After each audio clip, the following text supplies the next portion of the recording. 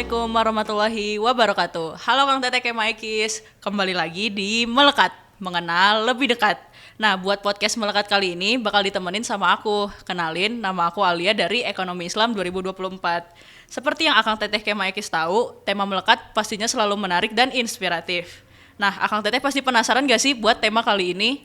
Ya udah, buat tema kali ini aku bakal spill yaitu Stepping Up with Teaching Assistant, Learning by Teaching.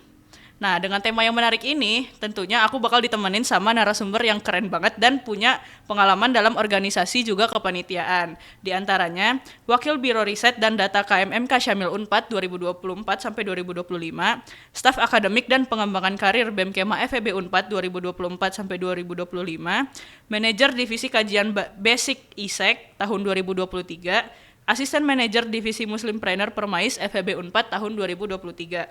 Nah, buat prestasinya itu, juara 1 Lomba Kaligrafi Prevenlik 2024, finalis kompetisi Cerdas Cermat Keuangan Syariah Regional Jawa Barat ISFO OJK 2024, juara Harapan 2 Lomba Ekonomi Islam Tingkat Nasional Universitas Raden Mas Said Surakarta 2023, dan juga juara 2 Lomba Ekonomi Islam Tingkat Regional Jawa Barat UPI Bandung tahun 2023.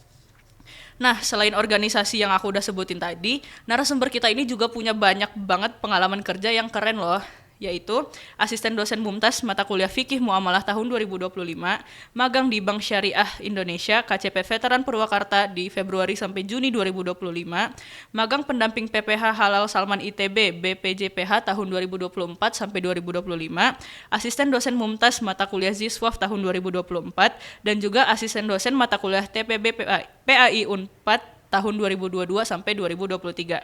Nah, tanpa lama-lama lagi, kita sambut Teh Silviani Putri. Oke Teh, halo Teh, apa kabar? Halo Alia, baik, sehat alhamdulillah. Oke, mungkin boleh kenalan dulu, nama dan angkatan berapa Teh? Oke, halo Alia dan Halo, teman-teman Teh. semua. Kenalin, nama aku Silviani Putri, panjang banget ya. Biasa dipanggil Silvi, aku dari Ekis angkatan 2022. Oke, salam kenal ya buat Teh Silvi. Nah, kayaknya Akang Teteh Kemaikis udah gak sabar banget buat denger podcast Melekat kali ini. Kita langsung mulai ke pertanyaan yang pertama ya Teh. Buat pertanyaan pertama itu, motivasi atau alasan Teteh untuk mendaftar jadi teaching assistant? Oke, untuk ditanya motivasi ya, salah satunya alasan terkuat aku pengen sebenarnya semua ilmu yang udah aku pelajarin gak mau cuma berhenti di aku aja gitu ya. Jadi aku pengen ya ilmu yang aku udah pelajari itu bermanfaat buat orang lain dengan cara ya salah satu ikhtiarnya salah satunya tuh ini gitu ya. Dan aku pengen juga sebenarnya ini pun salah satu bentuk ikhtiar aku mencari keridhaan Allah gitu ya, pengen bermanfaat untuk orang lain, ilmunya tuh gak cuma hanya di aku aja tapi bermanfaat untuk banyak orang gitu. Oke, jadi sebenarnya alasan utamanya supaya ilmu yang Teteh dapat itu juga berguna buat orang lain ya Teh. Tuh. Nah, buat pertanyaan kedua, kira-kira boleh diceritain nggak gimana alur pendaftaran sampai bisa jadi teaching assistant? Oke, kalau misalnya ditanya alur pendaftaran ya, sebenarnya lumayan panjang juga. Kalau misalnya ini terkhusus untuk Fikih Muamalah atau Jiswaf ya di Mumtaz, itu awalnya tuh biasanya ada tahap administrasi. Nah, di mana tahap administrasi ini udah jelas ya, kalian biasa siapin untuk CV, motivation letter ataupun transkrip nilai. Terus juga ada salah satu mata kuliah syarat yang harus lulus gitu. Salah satunya kalau Fikih Muamalah ini ada harus lulus dulu nih mata kuliah Jiswaf sama Fikih Muamalah gitu. Nah, sebenarnya ini untuk mata kuliah lain juga bisa ada yang sama, ada pun yang berbeda ya gimana sistem masing-masing. Setelah tahap administrasi ada tahap tes tulis. Nah, untuk tes tulis ini kemampuan kita, pemahaman materi kita tuh benar-benar diuji di sini karena benar-benar dites gitu ya, dan kita tuh kalau nggak salah waktu itu aku sampai 100 soal gitu ya dites dan kita bisa ngerjain gitu. Udah gitu ada tahap selanjutnya, ada tahap micro teaching. Kalau micro teaching ini biasanya simulasi kita mengajar gitu ya, yang dimana kita dikasih sebuah kasus di mana di situ tuh kita harus bisa membacakan kasus tersebut dan kita tuh bisa mempresentasikan gitu, baik mempresentasikan ke kita ibaratkan simulasi gitu ya, jadi kayak lagi mempresentasikan ke praktikannya gitu. Terus juga tahap terakhir kalau udah lolos lagi langsung tahap wawancara. Biasanya nih kalau tahap wawancara ini biasanya sama dosen ya, waktu itu memang sama Pak Ari, ada pula enggak juga sih sama dosen atau TA yang TA di atas. yang atasnya gitu ya gitu. Nah, sebenarnya ini disclaimer ya, tadi tuh untuk Mumtaz gitu ya, Mumtaz yang Mumtaz Unpad. Sebenarnya beda-beda juga sih. Kalau misalnya untuk teaching assistant yang lain ya, yang setahu aku di sini tuh selain dari Mumtaz Unpad ada akuntansi syariah, ada juga IMAFTA ya, IMAFTA iya, atau manajemen keuangan Islam, terus ada juga STA, betul tadi statis, ada juga ekonometrika, terus juga satu lagi ada Bank Mini ya, yang setahu aku. Nah, sebenarnya ini tuh yang bisa diikutin sama anak ekis. Ada beberapa juga teaching assistant yang nggak bisa diikutin sama anak ekis ya. Nah, kalau di sini tuh untuk syarat-syarat lengkapnya, gimana sesuai dengan minat kalian gitu ya, bisa dicek banget di IG masing-masing Instagram teaching assistant. Di situ lengkap banget. Dan mereka pun sama kurang lebih alurnya kayak tadi gitu ya. Mungkin ada perubahan dikit-dikit, nah itu detailnya ada di Instagramnya biasanya gitu.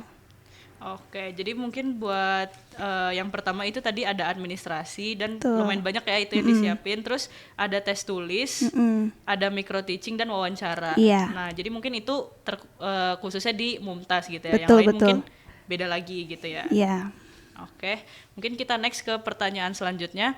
Faktor apa sih yang paling nentuin seseorang itu bisa lolos seleksi jadi teaching assistant? Oke, sebenarnya kalau ditanya faktor ya, ini gimana yang menilai gitu ya. Tapi kalau misalnya kita mau daftar tuh kita harus siap semuanya. Yang pertama udah jelas ya, tahap administrasi pun kita harus siap. Terus udah gitu pemahaman materi yang kuat, dasar-dasar, justru yang dikuatin tuh pondasi dasar-dasar materinya gitu. Terus udah gitu tadi kita juga pas ditanya nih harus bisa menentukan skala prioritas dan memanajemen waktu gitu. Kalau misalnya skala prioritas kita si TA ini disimpan di akhir, ya nanti pada akhirnya ketika lolos kan tidak bisa gak bagus lagi, tidak berjalan dengan baik gitu. Dan juga sikap ya, maksudnya dari sikap sini mau terbuka, mau belajar antara entah itu nanya-nanya ke dosen ataupun belajar sesama TA. Jadi di situ tuh ada keterbukaan pengen belajar gitu. Jadi tadi poinnya yang pertama pemahaman materinya yang dikuatin, terus juga dilatih juga ya komunikasi. Ya maksudnya setidaknya masih kayak biasa aja tapi dia bisa menyampaikan dengan benar dan baik gitu ya. Bisa tersampaikan inti-inti yang harus disampaikan itu bisa tersampaikan gitu. Kayak gitu. Terus juga manajemen waktunya, skala prioritasnya sama tadi sikapnya gitu. Kurang lebih seperti itu ya. Oke, jadi sebenarnya kalau yang paling nentuin itu pemahaman materi ya Teh, karena Betul. kita bakal ngajar ke orang. Tapi selain itu komunikasi juga penting dan skala prioritas gimana kita naruh supaya TA ini nggak berada di paling bawah gitu. Betul. Oke, buat pertanyaan selanjutnya, buat jadi teaching assistant kan sebenarnya berat ya Teh. Nah, tanggung jawab utama sebenarnya yang diemban oleh teaching assistant itu apa sih Teh?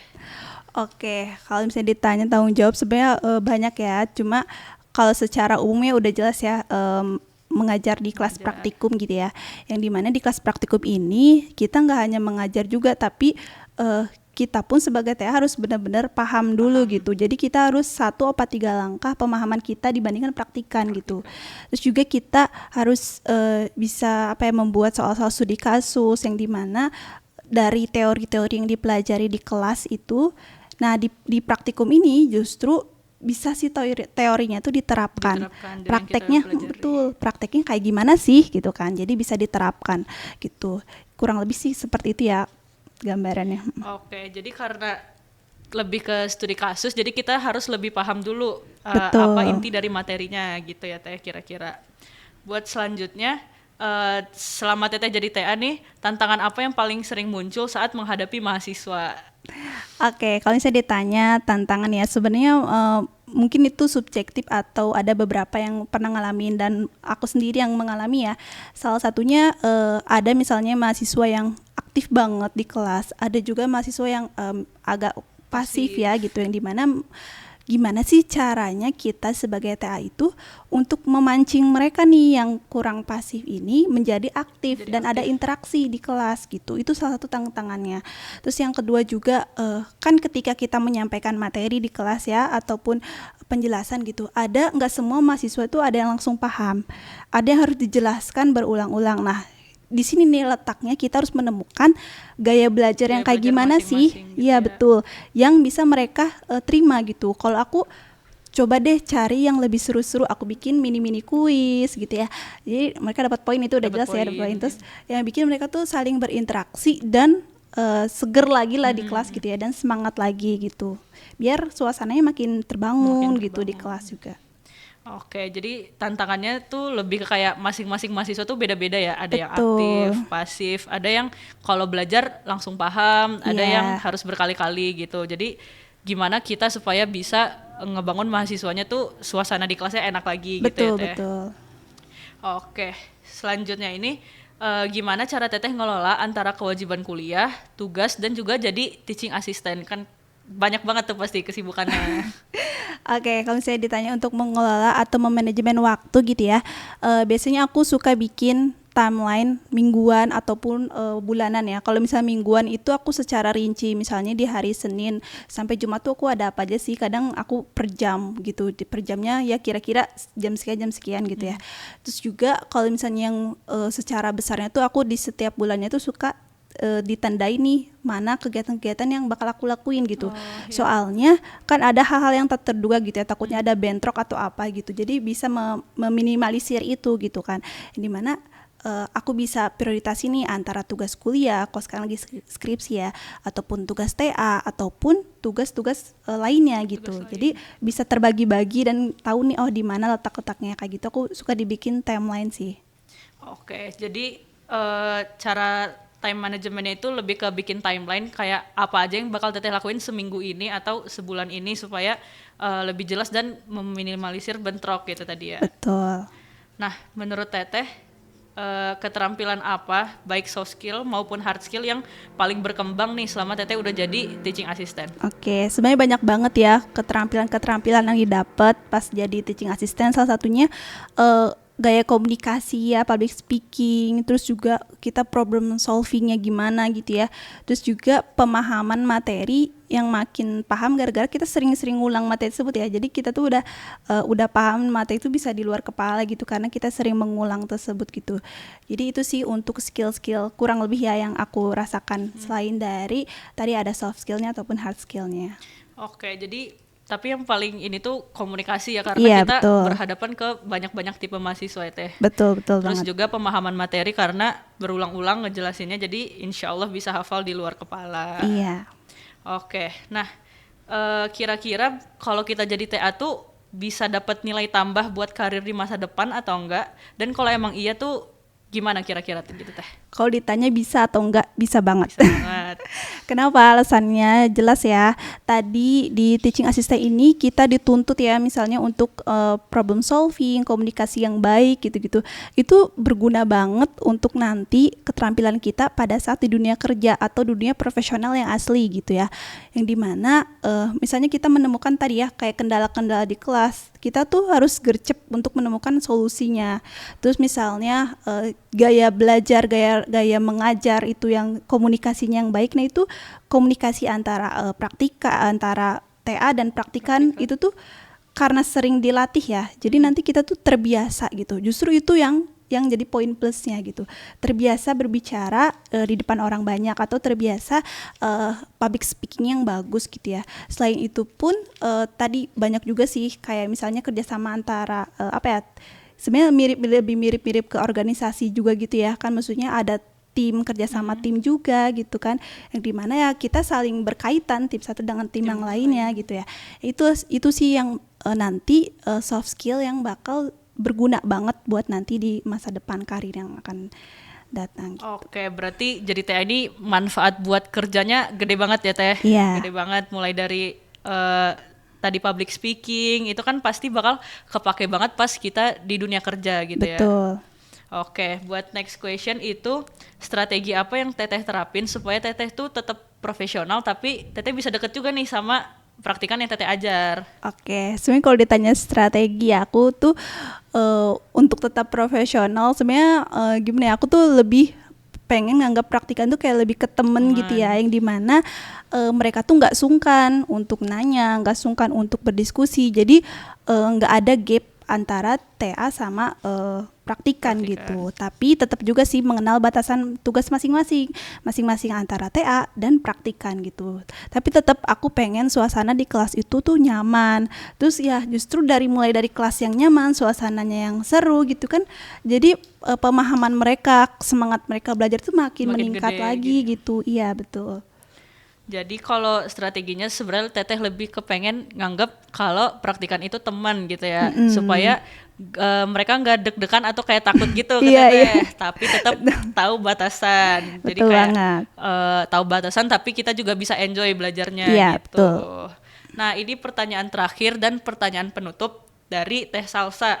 Tips yang bisa Teteh kasih buat mahasiswa yang tertarik jadi teaching assistant, Teh. Oke, untuk tips ya di sini kamu tentuin dulu nih mana minat yang pengen kamu coba di daftar teaching assistant ini. Kan banyak ya di EKIS berbagai teaching assistant gitu. Setelah kamu udah tahu nih, oh ternyata minat aku ke sini. Di situ kamu lebih memperdalami ilmu atau mata kuliah tersebut gitu ya. Soalnya itu sebagai pondasi gitu, pondasi awal. Ibaratkan modal awal kita gitu, pemahaman materinya gitu. Nah, udah gitu latih juga tadi komunikasinya, latih cara berbicara, maksudnya latih cara proses mengajar seperti gimana sih biar suasana di kelas tuh terbangun, hangat, nyaman gitu kan, kayak gitu. Terus juga selain pemahaman materi, terus juga komunikasi harus bisa memanajemen waktu ya. Sebenarnya kalau terlalu banyak yang kita ikutin pun yang lain tuh bakal terganggu gitu ya. Kita harus bikin skala prioritas sih, mana yang bakal kita duluanin kalau misalnya kita lolos gitu ya. Kayak gitu sih kalau menurut aku. Oke, berarti tipsnya yang pertama banget itu kita harus tahu dulu kita mau fokusnya kemana. Betul. Bisa jadi kalau yang di EKIS ada Ziswaf, Betul. Ada bisa Mumtaz juga ya Mumtaz, kalau ya, ada Aksyar Aksyar juga. Jadi yang pertama itu kita harus tahu dulu kita mau yang mana. Setelah itu berarti kita, misalnya kalau aku tertarik di Ziswaf, berarti aku harus dalemin tuh materi-materi Ziswaf gitu. Terus juga harus tahu skala prioritas. Dan tadi komunikasi, karena menurut aku yang sebagai masih praktikan, kalau kelasnya enak, teaching asistennya enak tuh buat nanya nggak malu gitu ya Teh. Iya, betul, Gitu betul. dia. Jadi kayak gimana supaya kita bisa komunikasi dua arah yang lancar gitu kali ya. Betul banget. Oke, terima kasih buat Teteh atas jawaban-jawaban yang super keren dan inspiratif tadi. Nah, aku mau minta closing statement sepatah atau dua patah kata dari Teh Silvi. Oke, untuk teman-teman semua yang nonton, sebenarnya aku mau ucapin makasih banyak ya untuk Hima yang udah ngundang aku dan teman-teman semua. Sebenarnya yang tadi aku tuh nggak harus plek ketiplek kalian lakukan gitu ya. Itu bisa menyesuaikan juga dengan gaya kalian gimana gitu ya, dan minat kalian juga kemana gitu. Maksudnya saran dari aku, kalian coba dulu aja gitu. Kalau misalnya kalian nggak coba, itu kalian gini, kalau misalnya kalian coba, itu kalian memiliki dua peluang antara lolos iya atau nggak lolos. Tapi kalau misalnya kalian nggak coba sama sekali, itu udah jelas peluangnya nol gitu kan, nggak sama sekali. Nah, buktinya aku waktu itu sebenarnya nggak lolos di tahap pertama ya. Baru lolos di kedua ya. Dan aku baru lolos di kedua. Kalau misalnya aku saat itu aja udah nyerah, mungkin aku nggak akan ada di sini gitu. Jadi intinya kalian coba aja. Atau misalnya di teaching assistant ini nggak lolos nih, banyak banget teaching assistant lainnya yang bisa diikutin sama kayak Maekis gitu. Oke, jadi buat Akang Teteh kayak Maekis, yang paling penting itu coba dulu aja karena kita nggak bakal tahu hasilnya gimana gitu. Jadi jangan takut buat mencoba. Nah, dari sharing session kali ini kita belajar bahwa teaching assistant itu berperan penting sebagai jembatan antara dosen dan mahasiswa menghadapi tantangan komunikasi hingga bisa mengatur time management yang baik yang udah dibilang oleh Teh Silvi tadi. Lebih dari itu, teaching assistant juga melatih soft skill dan hard skill yang sangat berguna di masa depan dan bisa dipakai di dunia kerja kayak yang tadi udah Teh Silvi jelasin. Nah, ada pepatah yang bilang kalau the best way to learn is to teach. Nah, dan itu terbukti karena lewat peran teaching assistant, kita bisa belajar untuk mengelola waktu, membangun komunikasi, sekaligus melatih diri untuk lebih profesional. Semua pengalaman itu ibarat batu loncatan yang suatu hari kita bisa membawa kita pada lompatan besar di karir. Nah, kesimpulan tadi itu merupakan sesi terakhir dari episode Melekat 3 kali ini. Jangan lupa Akang Teteh dan teman-teman selalu pantengin YouTube channel Hima EKIS Unpad untuk episode Melekat selanjutnya yang pastinya menghadirkan narasumber keren dan menginspirasi. Jangan lupa terus pantengin kita dan media sosial ya. Aku Alia selaku moderator melekat kali ini pamit undur diri. Wassalamualaikum warahmatullahi wabarakatuh. Dadah.